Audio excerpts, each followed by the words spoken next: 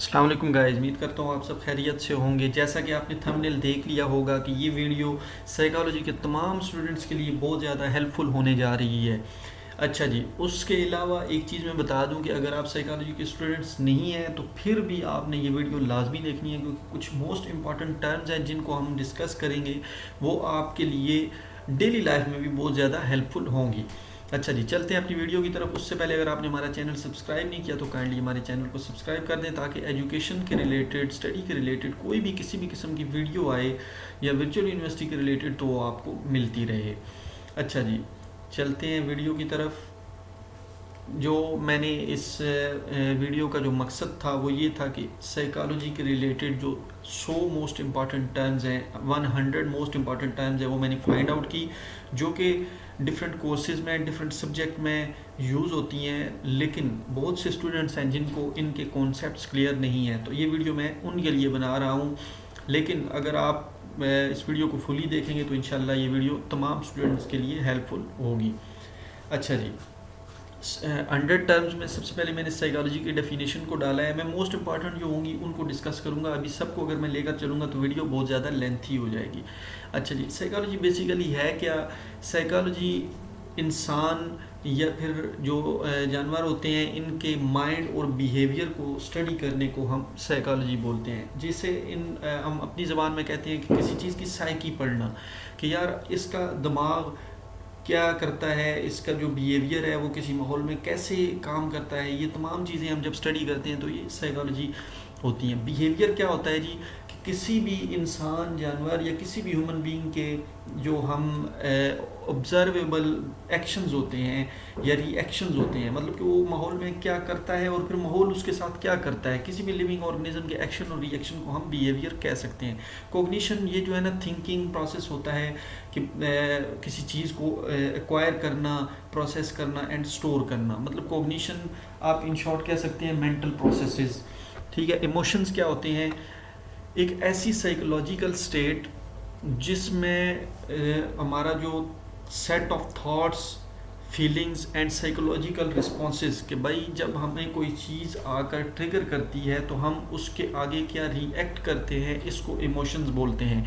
Consciousness होता है कि भाई हमारे दिमाग में क्या चीज़ हमारे शहूर में है।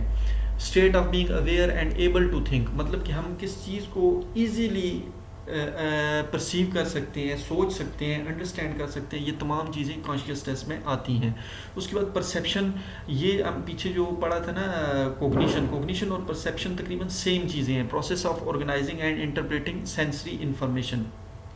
अच्छा जी, मेमोरी क्या है जी? मेमोरी एक ऐसी स्टोरेज प्लेस है, आप कह सकते हैं, जहाँ पर हम चीज़ें रिटेन रख सकते हैं। Learning a permanent change in the behaviour, मतलब कोई चीज़ अगर हमारे बिहेवियर में चेंज लाती है तो हम उसको लर्निंग कह सकते हैं। मोटिवेशन क्या होता है जी? The process that initiates, guides and maintain goal oriented behaviours.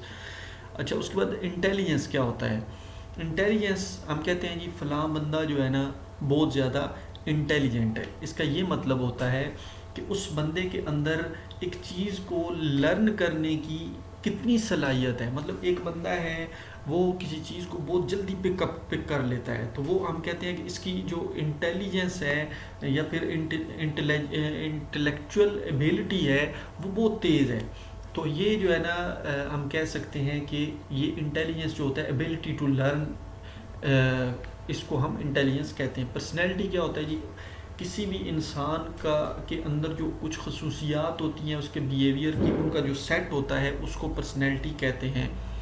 अच्छा जी, developmental psychology, the study of how people change and grow over the time. Time के साथ इंसान जो है ना चेंज होता है, कुछ डेवलपमेंटल स्टेजेस होती हैं, वो जो है ना वक्त के साथ साथ हर इंसान में पाई जाती हैं। इसी को डेवलपमेंटल साइकोलॉजी कहते हैं। आगे मैं चलता हूँ, साइकोथेरेपी।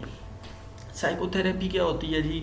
कि बहुत सारे जो लोग होते हैं ना, उनमें कुछ बिहेवियरल या इमोशनल या किसी भी किस्म के कुछ इश्यूज पाए जाते हैं जो कि मेंटल या साइकोलॉजिकली जो है ना पाए जाते हैं। मतलब किसी की सोच में इश्यूज कोई जो लोग होते हैं उनके बिलीव्स इस तरह के अजीब अजीब बन जाते हैं कि वो कहते हैं कि यार मैं जो है ना दुनिया से बहुत तंग आ गया हूँ, या दुनिया बहुत ज़्यादा नेगेटिव पॉइंट ऑफ व्यू से जो है ना वो बहुत ज़्यादा दुनिया को देखते हैं।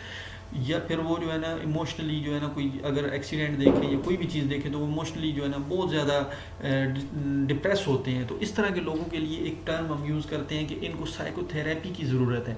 साइकोथेरेपी वो होती है कि इनको जो है ना डिफरेंट जो टेक्निक्स होती हैं उनको इस्तेमाल करके उनको जो है ना उनकी सोचों को, उनके बिहेवियर को वो एक स्टेबल कंडीशन में लाया जाता है। इसको साइकोथेरेपी कहते हैं। स्ट्रेस क्या होता है जी?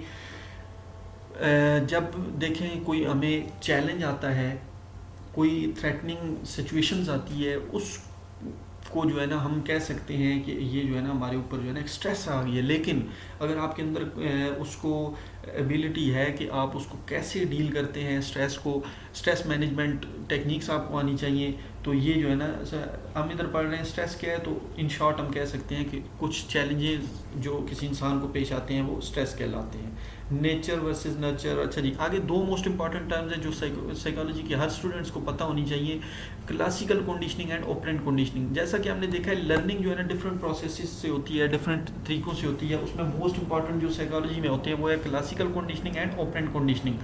क्लासिकल कंडीशनिंग हम कह सकते हैं कि भाई एक बंदा किसी चीज़, फॉर एग्जांपल एक बंदा है ना, जैसे हमने पढ़ा है साइकोलॉजी में कि क्लासिकल कंडीशनिंग होती है कि मतलब वो डॉग वाला एक्सपेरिमेंट हमने पढ़ा था। आइवन पावलोव ने जो है ना एक्सपेरिमेंट किया था। उसमें ये था कि भाई वो किसी कुत्ते को एक कमरे में रखा हुआ था, वो खाना जैसे ही लेकर आता था ना तो वो साथ बेल बजाता था। तो वो कुत्ते को 3-4 दिन उन्होंने खाना दिया, तो वो नेक्स्ट जो डे थे ना वो सिर्फ बेल बजाते थे तो कुत्ते को समझ आ जाती थी कि अभी मेरे खाने का टाइम हो गया है, अभी मेरा खाना आना है। हालांकि खाना वो नहीं भी लेकर आते थे, वो फिर भी जो है ना ऐसी बिहेवियर शो करता था कि हाँ भाई अभी मेरा खाना आना है। इट मीन्स कि अगर आप किसी चीज़ को किसी चीज़ के साथ रिलेट करते हैं, एसोसिएट करके किसी बंदे को कुछ लर्न करवाते हैं तो वो क्लासिकल कंडीशनिंग होती है। लेकिन अगर आप किसी बंदे को रिवार्ड्स या पनिशमेंट के थ्रू, मतलब एक बंदे को आप कहो कि फ़लाँ काम करो तो मैं आपको जो है ना 10 रुपये दूंगा या कोई टॉफ़ीज़ दूंगा, तो वो अगर मैं उसको रिवार्ड दोगे, वो उस तरह से अगर लर्निंग करता है तो वो ऑपरेंट कंडीशनिंग होती है। अच्छा जी, इसमें एक चीज़ आती है स्कीमा। स्कीमा किसको बोलते हैं कि कुछ हमने जो है ना फ्रेमवर्क्स बनाए होते हैं, हमारे माइंड में कुछ चीज़ें होती हैं, जिस तरह हम कह सकते हैं इन शॉर्ट स्टेरियोटाइप्स। स्कीमा ये होता है कि भाई आपने एक माइंड बना लिया है कि एड्स के अंदर जो है ना ये जो एडवर्टाइजमेंट होती है, इसके अंदर आप अगर लड़कियों को मतलब शो करवाएंगे ना, ज़्यादा एडवर्टाइजमेंट में लड़कियों से एड्स लगवाएंगे तो वो जो है ना ज़्यादा अट्रैक्ट करेंगी बनिस्बत मर्दों के। ये एक मतलब स्टेरियोटाइप बन गया है, एक स्कीमा बन गया है जो कि डिफरेंट सोसाइटीज़ में पाया जाता है। ठीक है। उसके बाद जी सेल्फ एक्चुअलाइजेशन क्या होता है? The realisation and fulfilment of one's talent and potentials के, मतलब अपने आप को पढ़ना, रियलाइज़ करना, इन शॉर्ट अपने आप को पहचानने को हम सेल्फ एक्चुअलाइजेशन कह सकते हैं। अच्छा जी, उसके बाद बाइपोलर डिसऑर्डर। हर इंसान के अंदर या मोस्टली इंसानों के अंदर जो है ना कुछ डिसऑर्डर्स पाए जाते हैं, पर्सनैलिटी डिसऑर्डर्स कहते हैं। उनमें एक मोस्ट इंपॉर्टेंट डिसऑर्डर है बाइपोलर डिसऑर्डर। बाइपोलर डिसऑर्डर कहते हैं कि आपके मिजाज में, आपकी जो बिहेवियर है उसमें जो है ना चेंजिंग आना शुरू हो जाए, मतलब कभी अच्छा मिजाज हो जाए, कभी डाउन हो जाए। इसको हम डिप्रेशन एंड मेनिया भी कह सकते हैं। अच्छा जी, उसके बाद ये टर्म्स बहुत ज़्यादा हैं, अगर मैं ये एक एक को लेकर चलूँ तो ये बहुत ज़्यादा टाइम लगेगा, इसलिए मैं ये आपके सामने एक लिस्ट रख दी है। आप इसको खुद अच्छे से देखें, जो चीज़ नहीं समझ आती आप कमेंट बॉक्स में मुझे पूछ सकते हैं। ठीक हो गया।